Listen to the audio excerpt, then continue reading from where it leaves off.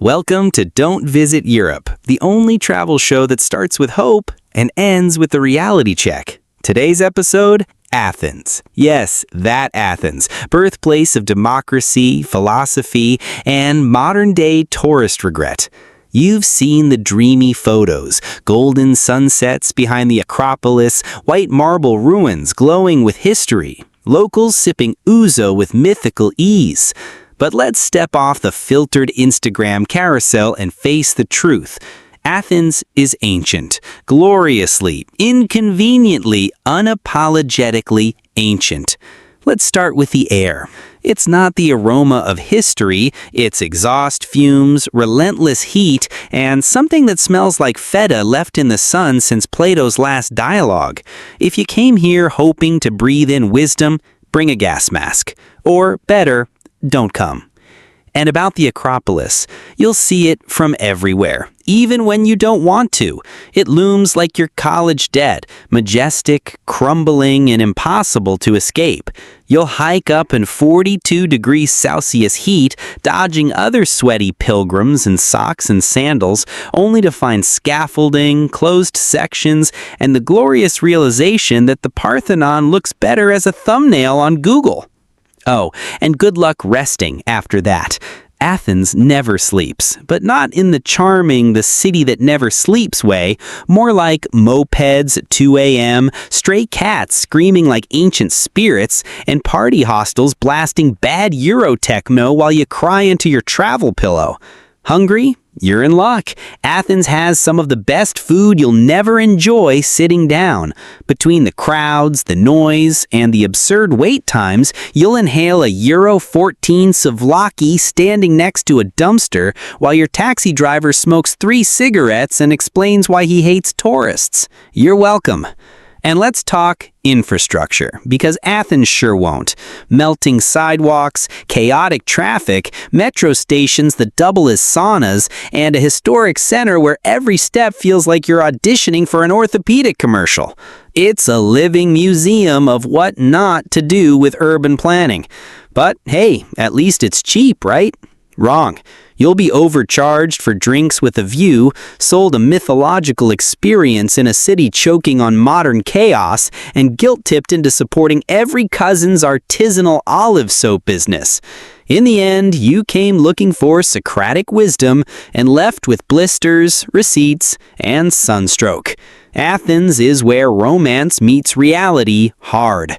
A place where the past is glorious, the present is noisy, and the future, well, probably still under construction. Still thinking of visiting? Watch this video first, then maybe just don't. Like, comment, and subscribe if you've ever been spiritually scammed by ancient ruins. Drop your worst travel experience below. Bonus points if it involved melted shoes or angry waiters. New episodes every week exposing Europe one myth at a time. The Acropolis. The Acropolis, Athens' crown jewel, the must-see attraction that you'll regret seeing in person. You've imagined yourself standing in front of the Parthenon, basking in the glow of history. But in reality, you're basking in 42 degrees C direct sunlight with zero shade. The climb up isn't a charming hike through history, it's a slow, sweaty pilgrimage surrounded by 1,000 other tourists gasping for air. Problem 1. Extreme heat and no shade. You'll bake like a moussaka left out for too long. Bring water, they say. You'll drink it halfway up and still question your life choices. Problem 2. Construction and scaffolding. Congratulations, you've just traveled across the world to see, a construction site. Half of it is blocked off, and the parts you can see are covered in scaffolding because apparently restoration is a 100-year project. Problem 3. Crowds and chaos. Every photo you take will have 50 strangers in the background, 2 selfie sticks in your face, and a guide shouting facts you can't hear over the sound of flip-flop slapping marble. In the end, you'll leave with heat stroke, blurry photos, and the feeling that maybe the Parthenon looked better in your high school history textbook. Monastiraki Flea Market. If you thought the word flea in the name was metaphorical, think again. Monastiraki is where ancient marketplace charm meets aggressive tourist trap in a symphony of overpriced souvenirs and questionable smells.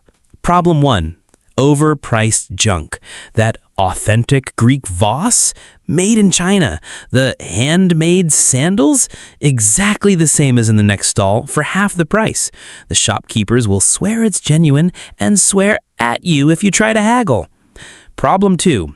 Crowded labyrinth. This is less open-air market and more human traffic jam. Shoulder to shoulder with other sweaty tourists, you'll shuffle past identical stalls, occasionally being sideswiped by a scooter that somehow thinks it belongs here. Problem 3. Pickpockets and hustlers. The only thing moving faster than the seller's sales pitches are the hands slipping into your backpack. Keep your wallet in a safe place, preferably in another country. By the time you escape, you'll be clutching a bag of overpriced trinkets and wondering why you paid €12 for a fridge magnet shaped like the Acropolis. Plaka, the charming old quarter of Athens, where the streets are narrow, the houses are pastel-colored, and every step is a carefully engineered opportunity to drain your wallet. It's the kind of place that travel bloggers describe as a step back in time, except the only time you'll feel is how long it takes to escape the labyrinth of tourist restaurants. Problem 1. Price gouging restaurants. That authentic Greek salad? €14 for 3 slices of cucumber, a tomato that tastes like despair, and feta so thin it could pass through a keyhole. The waiters will greet you like family until you see the bill. Problem 2. Overbearing souvenir shops. Every 10 meters, a new shop selling exactly the same hand-painted plates and hand-carved olive wood spoons, suspiciously identical to the ones you saw in Monastiraki. Shopkeepers will insist you need 3 for good luck. Problem 3. Fake local experience. Plaka looks like it was designed by Disney's Imagineering department after a quick Google search of Greek village aesthetic. You'll see more English menus than Greek ones, and the only locals here are the ones charging you €5 for a bottle of water. By the time you leave, you'll be craving something real, but also too broke to afford it. Syntagma Square, the political and symbolic heart of Athens, is where history, chaos, and mild existential dread meet in one noisy, pigeon-filled plaza. It's also home to the Greek Parliament building, where you can watch the famous changing of the guard, assuming you can push through the crowd of selfie addicts to see it. Problem 1. Endless traffic and noise. The soundscape of Syntagma is a soothing mix of honking horns, police whistles, and distant street protests. Crossing the street is an extreme sport, and traffic lights are more polite suggestions than rules. Problem 2, overcrowded and over-policed. Police vans, riot gear, and barricades are part of the decor here. Protests can erupt without warning, which is exciting until you're inhaling tear gas with your €6 cappuccino. Problem 3, aggressive street vendors and beggars. Expect to be approached every 5 minutes by someone selling knockoff sunglasses, wilted roses, or trying to tie a free bracelet to your wrist, and then demanding payment. Leave Syntagma with a photo of the guards and a newfound appreciation for noise-canceling headphones. National Archaeological Museum. Imagine walking into one of the greatest collections of ancient Greek artifacts and then realizing you're basically in a sauna with statues. The National Archaeological Museum is impressive on paper, but in person, it's a test of endurance.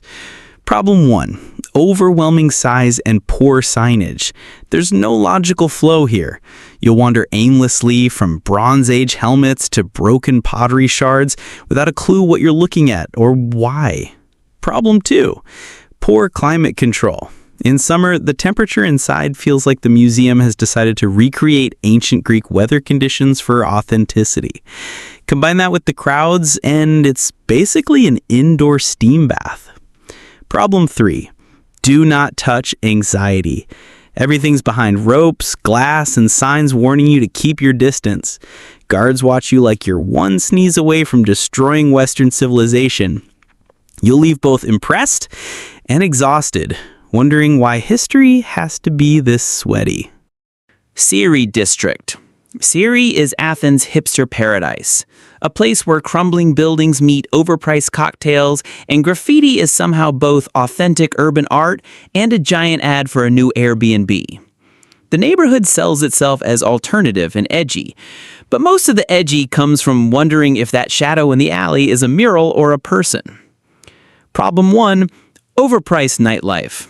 Craft cocktails here cost more than in Paris, served by bartenders who look like they've been studying mixology and beard grooming for years. Want something simple? Sorry, the cheapest drink is 10 euros and it comes in a jar with a sprig of rosemary for aroma. Problem 2. Tourist trap disguised as local cool. Siri's charm used to be its underground feel. Now, it's basically a curated Instagram backdrop.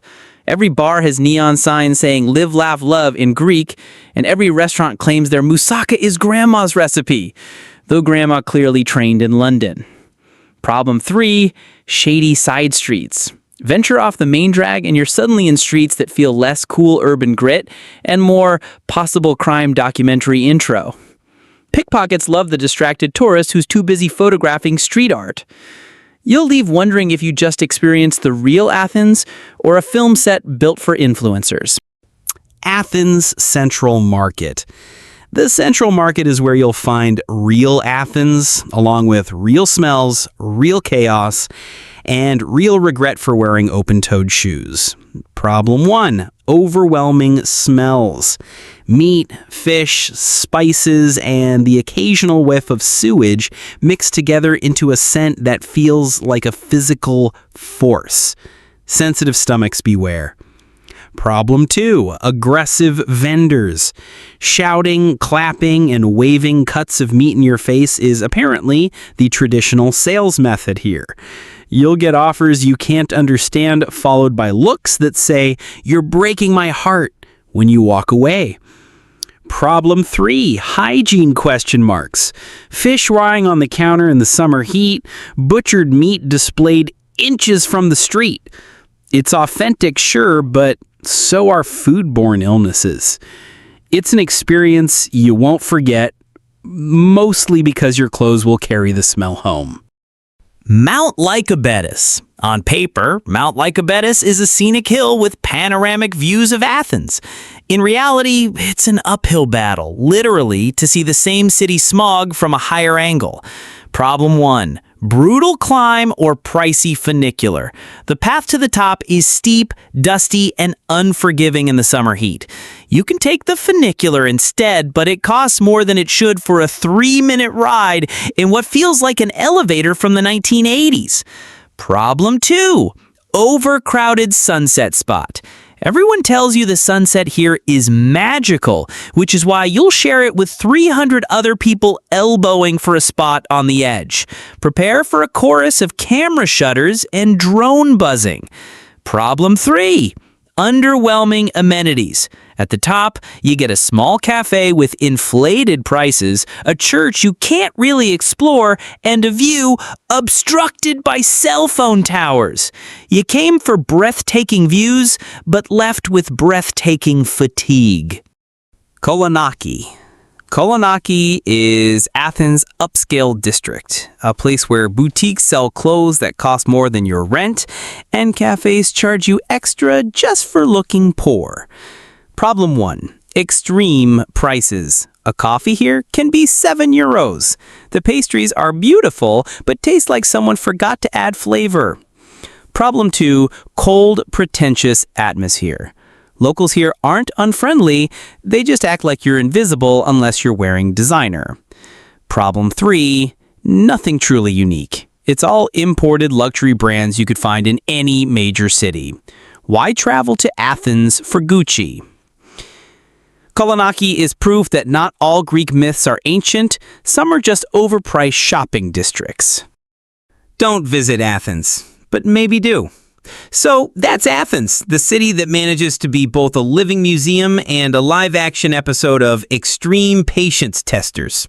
We've toured through chaotic squares, overpriced districts, mysterious smells, suspicious antiques, and hills that make you question your life choices. Athens is a place where history greets you at every turn, right before someone tries to sell you a magnet shaped like it. The thing about Athens is that it doesn't pretend to be perfect. In fact, it shoves its imperfections in your face with the confidence of someone who knows they're still going home with the gold medal. The traffic? Mad. The markets? Overwhelming. The tourist traps? Brazen. But then you notice a crumbling ruin squeezed between two ugly apartment blocks, and suddenly you're in awe. You sip a terrible €6 coffee in Kolonaki, then look up and see the Acropolis glowing in the distance. And you forgive everything. Because here's the dirty little secret. Athens isn't here to impress you in the polished Instagram filter way. It's here to test you.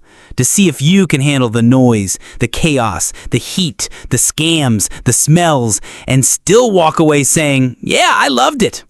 If you survive the relentless energy, the scammy flea markets, the cat-infested ruins, and the overpriced sunsets, you'll find something deeper than beauty.